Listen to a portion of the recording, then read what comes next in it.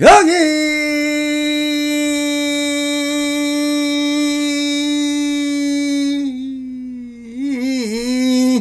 새겨나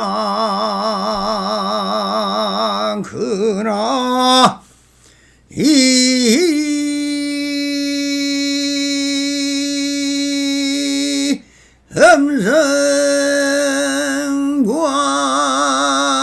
음성과하면은 시는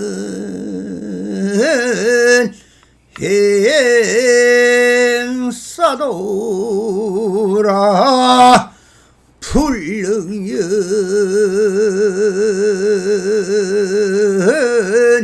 혈연이라 나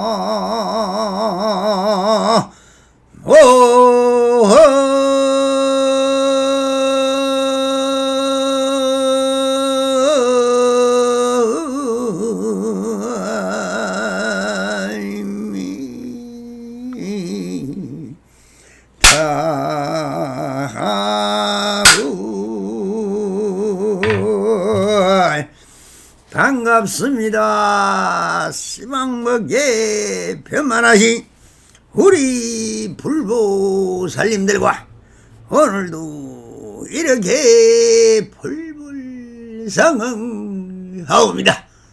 평상심이 노입니다.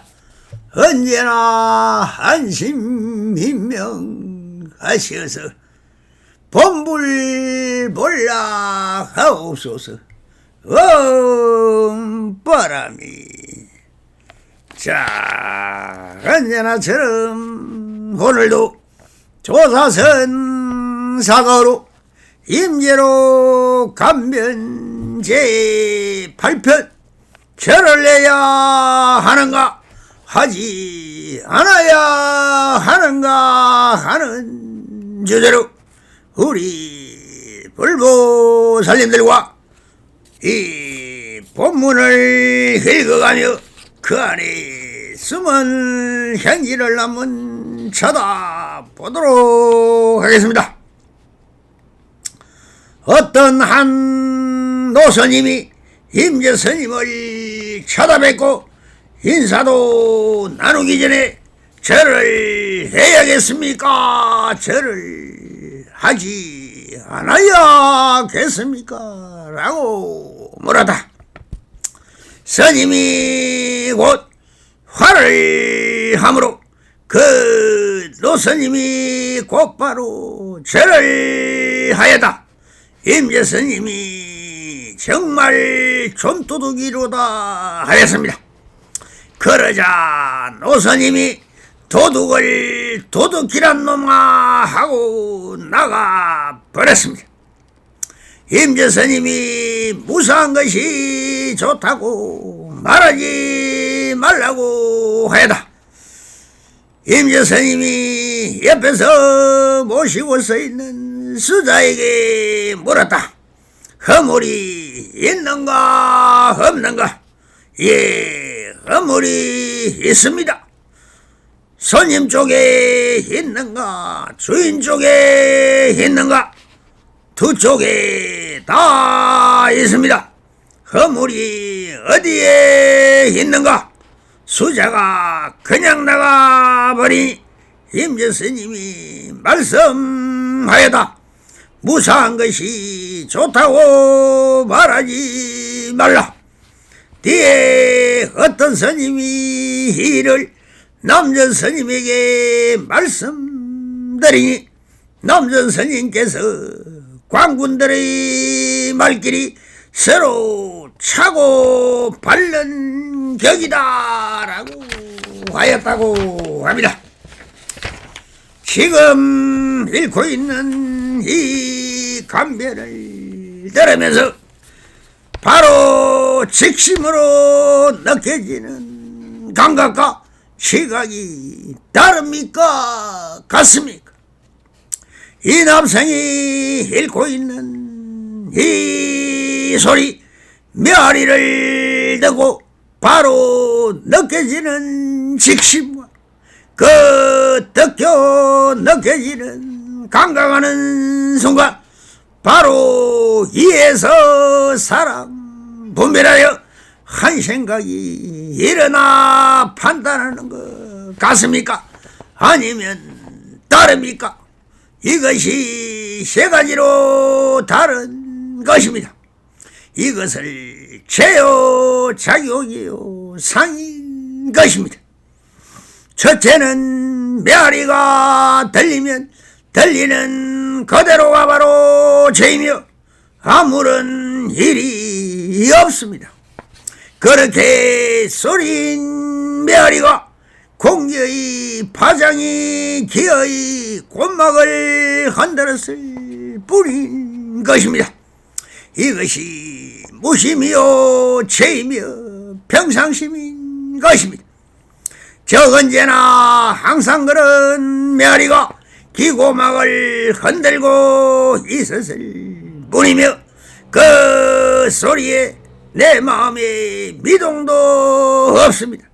그래 그렇구나 하면 끝이 나면 무사인이요 아무 일이 없는 평상 그대로가 되어 그대로 정멸이며 내 마음에 착심이 일어나지 않아서 그대로가 되는 것이며 무심처가 되고 무의며 여기에 끌려가지 않는 사람을 무의진이라고 하는 것입니다.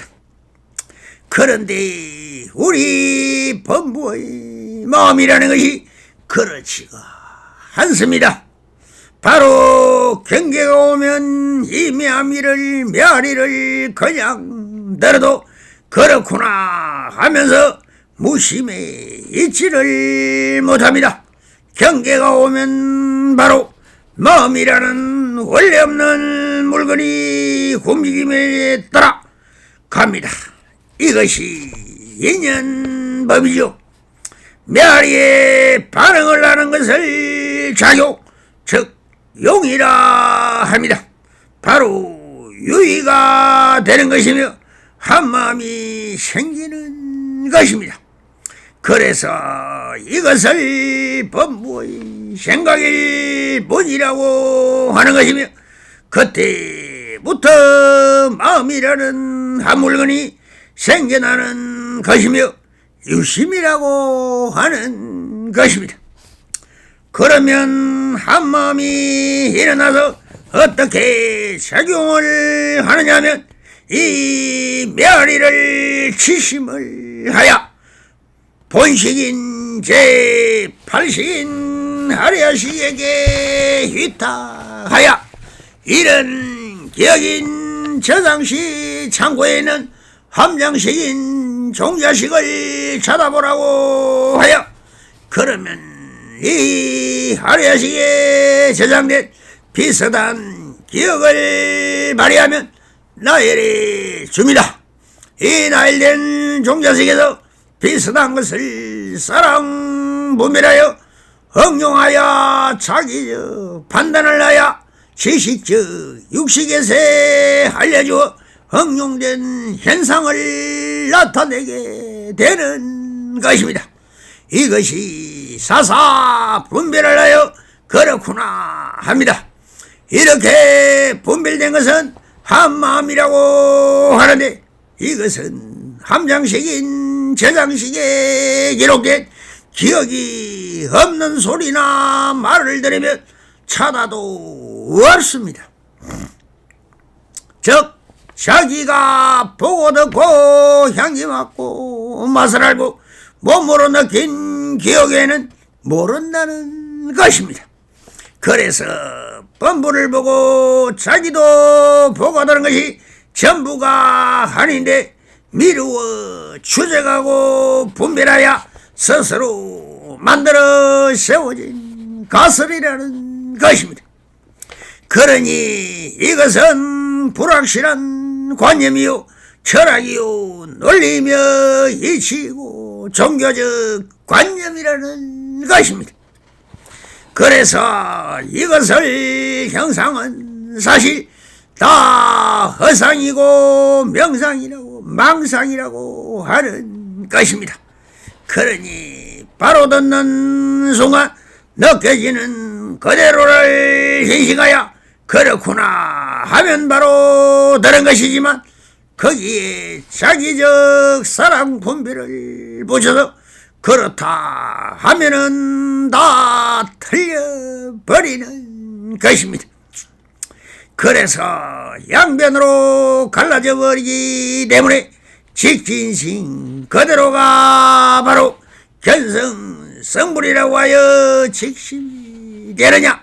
지식이나 지각이나 사사분별이 아닌 바로 지금 여기에 들리는 그대로 이면 되는 것이지, 양변이 맞다 안 맞다는 것은 다 양변이며 범부의 생각일 뿐이라고 하는 것입니다. 자, 본론으로 들어가서 임재스님이 한노스님을 제접하는 간변을 통하여 우리 부처님들이 무엇을 어떻게 깨달아 직심으로 될 수가 있음을 해강반주해 보시길 바랍니다. 어떤 한 노스님이 임재스님을 찾아뵙고 인사도 나누기 전에 절을 해야 합니까? 절을 하지 않아야 합니까? 라고 물었습니다. 여기서 바로 절을 하든 하지 않든 왜 묻습니까?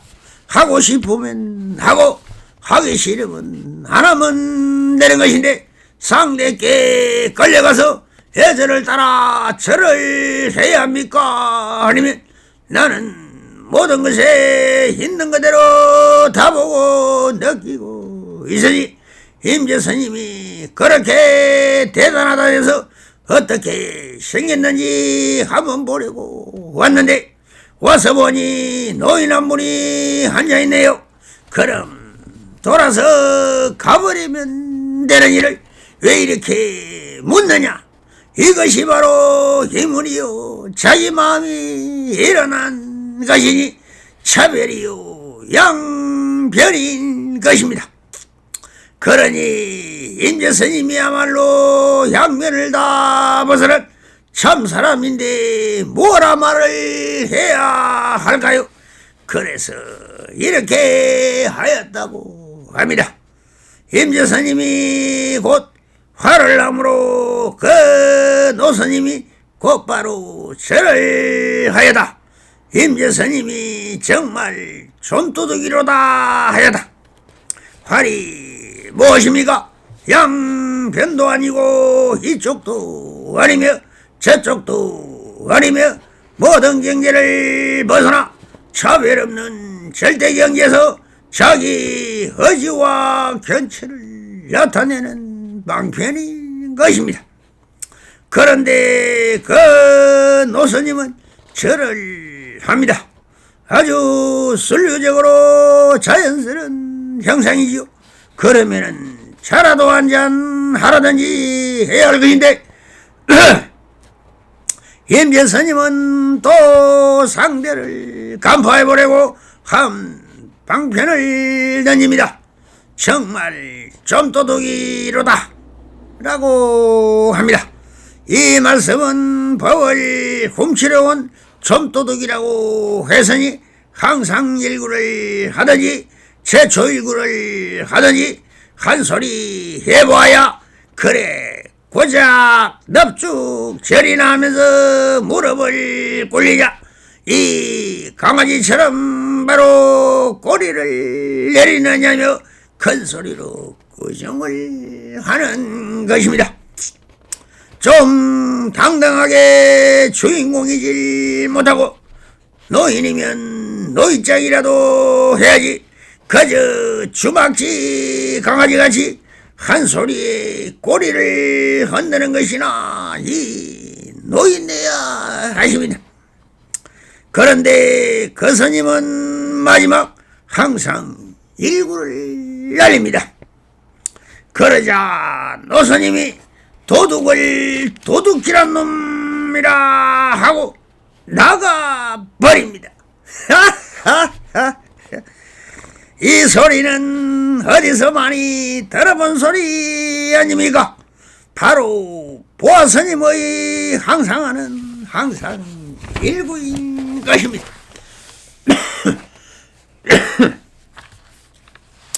도둑을 도둑질하는 놈이라는 바로 그래.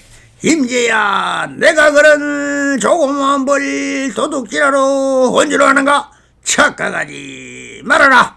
임제 너는 법이 어디 있느냐?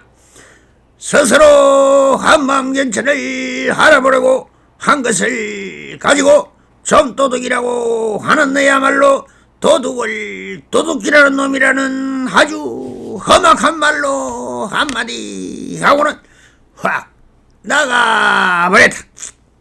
바로 쓰러치고 박았지만 요 쌍박이다. 이런 것을 보고 주차 주가 되어버린 것입니다. 임재 스님은 참 당당한 한 주인공과 서로 치고 받았지만 그냥 웽 나가버리니 참으로 아쉽다. 좀 서운하다. 차라도 한잔하고 가지. 그렇게 아쉬움을 남깁니다. 그래서 이렇게 차마 잡지는 못했지만 아쉬움을 남기는 한마디를 합니다. 임재 스님이 무사한 것이 좋다고 말하지 말라고 합니다. 이 말은 그래 항상 일구로 상대를 간파해야 서로 주착주가 되었지만 그렇게 휙 하고 가버리면 잘 알았다면 그렇게 아무 일 없는 듯이 가는 것만이 좋다고 할 수는 없지 하는 거라고 아쉬움을 남기는 말을 하였다고 적혀 있습니다. 그래서 그 노스님이 가고 나니 무엇인가 좀 허전하여되지. 그럴 때 옆에 있는 수자라도 나서서 천잔하고 가시옵소라고 했으면 좋으리만 하는 생각이 들었던지 애꿎은 수자에게 불통이 되었다. 임재 스님이 옆에서 모시고 서 있는 수자에게 물었다. 허물이 있는가 없는가라고 물었습니다. 그러자 옆에 있던 수자가 한마디를 합니다. 예, 허물이 있습니다라고 하니 무슨 허물이 있는 것인지 하고 다시 묻습니다. 손님 쪽에 있는가 주인 쪽에 있는가라고 내물으니 수자가 임재선님 변을 될 줄 알았는데 수자가 어디 그냥 수자입니까? 이미 다 한마음을 밝힌 분인데 두 쪽에 다 있습니다 라고 하니 왜 그런 말을 하고 있는 것일까요? 임재 스님이 지금 벌써 그 스님이 가버렸고 다 지나간 이야기를 다시 돌려서 할 수가 없는데 왜 가거심을 자고 나에게 이러니 저러니 합니까?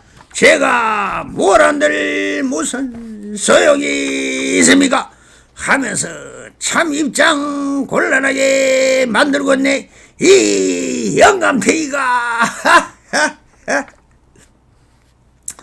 하고는 귀찮아하고 했는데 임재 스님은 오늘따라 왜 이러시나 할 정도로 그 노스님이 간 것이 아쉬워서일까 또 이렇게 묻습니다. 허물이 어디에 있는가라고 합니다. 여기서 있다 없다 또 차별적 분별을 합니다. 아주 오늘따라 진흙탕 싸움을 왜 지금 스님과 내가 하고 있어야 하느냐며 점점 화가 납니다. 그래서 아무 말도 하지 않고 이렇게 해버립니다. 수자가 그냥 나가버리 임재스님이 말씀 또 하여다 무사한 것이 좋다고 말하지 말라고 하십니다. 임재스님이 생각해도 지금 내가 무슨 말을 하고 있지? 왜 내가 이런 말을 자꾸 하고 있나 하고 다시 평상심으로 돌아와서 이런 쥐새끼 같은 놈이 잘도 빠져나가네. 그래 내가 잘못했다. 그렇다고 너도 휙하고 나가버리자. 그래 무사한 것이 좋다고 말하지 말라 하시면서 스스로 그 노스님에게 한 말과 같이 말씀을 하십니다.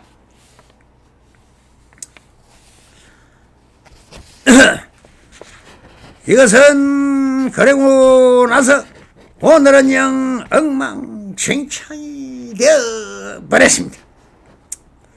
그런 뒤에 어떤 스님이 이 일을 남전 스님에게 말씀드리니 남전 스님께서 광군들의 말길이 서로 차고 발령객이다 하여다. 남전 스님은 마조 스님의 제자입니다. 그러니 아주 할아버지쯤 되는 내 선지식이죠. 이 이야기를 들었으니 얼마나 황당하겠습니까? 임재스님과 수자는 광군이요 노스님은 도적이 되는 것입니다.